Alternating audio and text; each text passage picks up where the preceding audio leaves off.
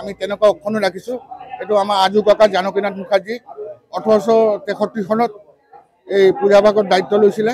পূজাভাগ অবিভক্ত দৰং জিলাত প্ৰথম পূজা, আৰু এই পৰম্পৰা এতিয়াও আমাৰ চলি আছে।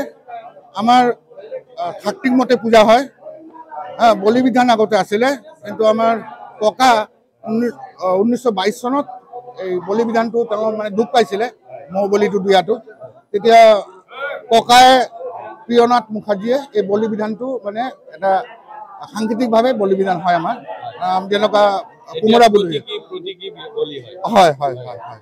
আৰু ইয়াত আপোনালোকৰ পূজাৰীও কিন্তু আমাৰ পূজাৰীও তাৎপৰ্যপূৰ্ণ বিষয়।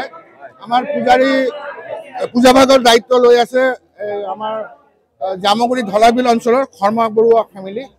তেখেতসকলে পাঁচপুৰুষীয়াভাৱে এই পূজাভাগ অক্ষুণ্ণ ৰাখিছে।